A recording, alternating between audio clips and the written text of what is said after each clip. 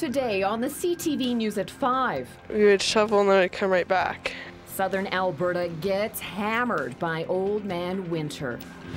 Plus, my mom was driving on Boop Up. She got stuck, so we had to call my aunt and stuff to come get her out so I could go to school. And it was really slippery and horrible. The snowfall, fallout. And the CFIA lifts all restrictions at the XL Foods plant in Brooks.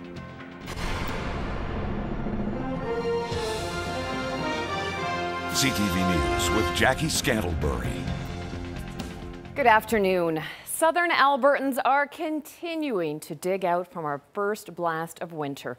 Up to 33 centimeters of snow has fallen in some areas. Lethbridge saw around 23 centimeters, but it wasn't just the snow. The wind and the cold temperatures are creating some difficult driving conditions. Daryl Rummel reports. Wet snow began falling around 6 o'clock Monday night in West Lethbridge. Less than an hour later, emergency crews were on the scene of a 3-car crash on the bridge deck of Crow's Nest Trail West, the first of 22 calls they'd receive overnight for collisions and stuck or abandoned vehicles.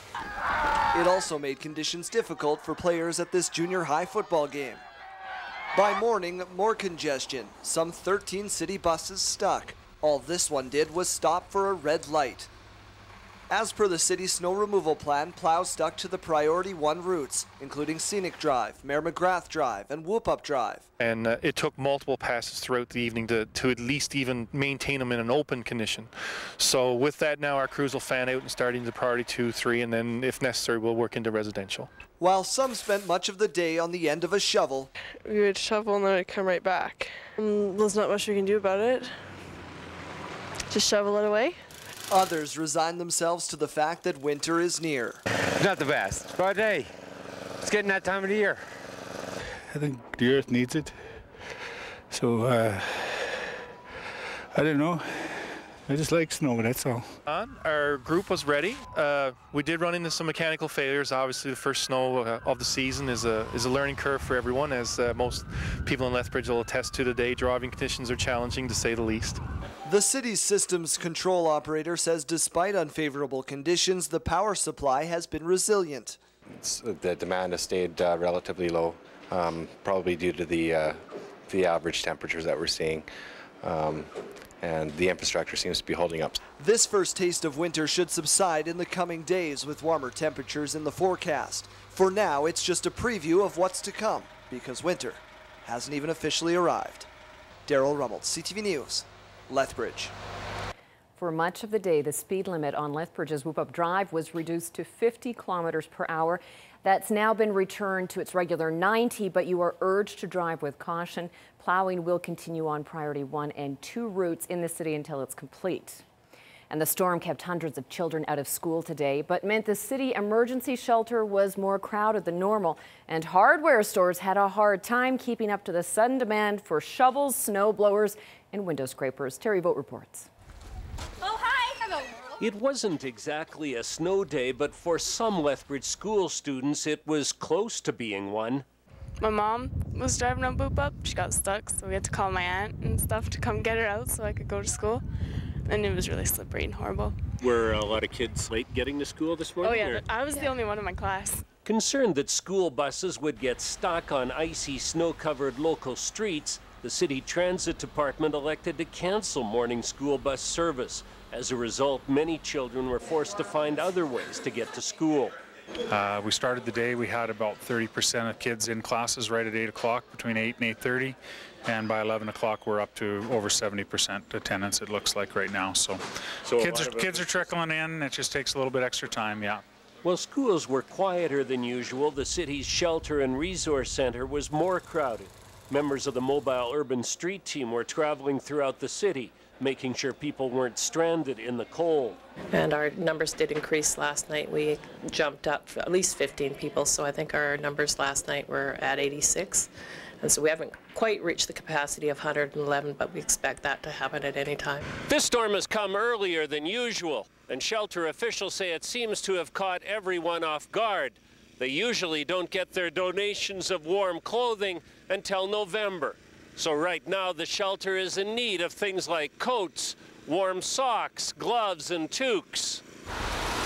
For some, the sudden shift from fall to winter has been good for business. Snow shovels, scrapers, even snow blowers were flying out the door.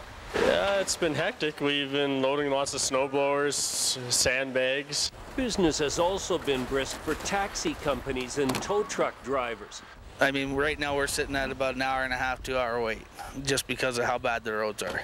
A rough introduction to winter, but hopefully short-lived. Weather experts are predicting a return to mild fall conditions by the weekend. Terry Vogt, CTV News, Lethbridge. A number of schools across southern Alberta were closed today because of the poor weather. Emmanuel Christian and Coaldale Christian schools were closed. The Horizon School District closed schools in Lomond, Enchant, Hayes, Vauxhall, Barnwell, Grassy Lake, and Taber. The Holy Spirit School District closed St. Patrick's and St. Mary's schools in Taber. All schools on the Blood Reserve were closed as well. And many southern Alberta highways remain in poor winter driving condition tonight. Here's a look at the AMA website. The highways in red are considered poor with blowing snow and icy sections. Most highways in the Lethbridge area are in red. Yellow is fair while green is good. We also checked with the Drive BC website for road conditions in the East Kootenay area because they got some snow last night too. Highways there though are in better condition and are listed as clear. They got around 25 centimeters of snow last night.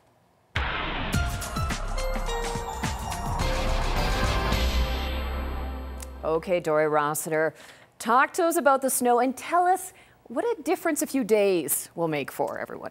Yeah, it will. As Terry alluded to in his story, we are returning to fall-type conditions as we get into the weekend. 5, 7 degrees and then working up to 12. Average is 11 at this time of year. You mentioned the highways. If you're heading towards Lloydminster, Coronation, those areas, they're still in snowfall warning criteria. They could see another 10 centimeters overnight tonight. Just a heads up for that. And I'll tell you our details in a couple of minutes. Thanks, Dory. There is relief tonight in Brooks after federal officials confirmed that they have given XL Foods its license back. The new managers are in town, not saying much, but making it clear that things will be different from now on. Employees will have to go through intensive retraining to meet the new standards the government expects.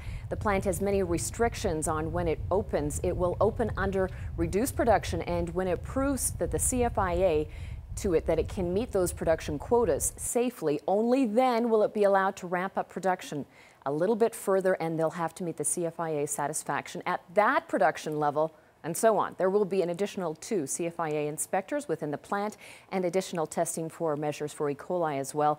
The CFIA says the E. coli testing will be tougher than ever. We will be approaching this on a ramping up, staged approach. With the company. We will work on the basis of the proposal from the company as to the staging, and we will be undertaking this on a performance basis.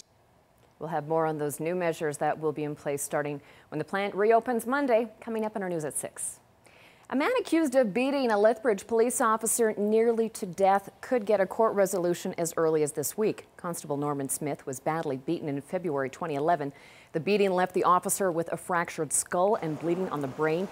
Aaron Head is one of 2 men charged in the attack. In court today, his lawyer said that they are close to resolving the case. Co-accused Raymond Asham pleaded guilty and was sentenced last year to 33 months in jail. Head's case is partly delayed because he didn't show up in court this summer. He was later arrested by the Integrated Fugitive Apprehension Unit in Calgary. Head's case will be back before the courts on Friday. And there's a delay in a trial in the case of a former Redcliffe teacher accused of sexually assaulting a 14-year-old girl. 32-year-old Bradley Mastel has pleaded not guilty to 5 sex assault charges, including sex assault, sexual exploitation, and unlawful confinement. Mastel was arrested in February after an officer came across the teacher and a teen in a vehicle in a secluded area of a Medicine Hat Park.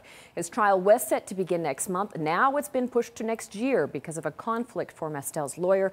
It will now be held January the 18th. Mastel was a science teacher at Parkside School in Redcliffe at the time. His bail conditions now prevent him from being within a 3-block radius of the school.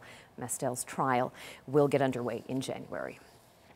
Lethbridge College is recognizing its Aboriginal community this week. This morning, the college kicked off the First Nations Métis Inuit Awareness Days, aiming to teach people about First Nations, Métis, and Inuit cultures. Each of the three groups will be showcased one day this week. There will be traditional meals, fashion shows, drumming, dancing, and artists in the central core.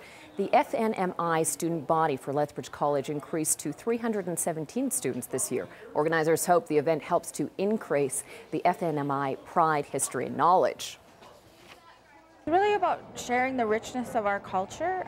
Lethbridge College resides in traditional Blackfoot territory, so we're here to show our culture and be able to bring that awareness across the campus, and not only for students but staff and faculty as well. We want to show them how rich they are in cultural resources. FNMI Week wraps up Thursday. You can find a full schedule of events on the college's website. So if all of the snow has you thinking of hitting the slopes, you may be in luck sooner than you thought. Castle Mountain Ski Resort may be partially open in less than 3 weeks. Resort staff say they got more than 20 centimeters of snow overnight and more throughout the day. Though the resort doesn't fully open until mid-December, they're optimistic that some lifts and runs may be open during weekdays starting November 9th. The resort relies entirely on natural snow, so after last year's late snowfall and relatively warm winter, they are excited about the possibility of a big snow year.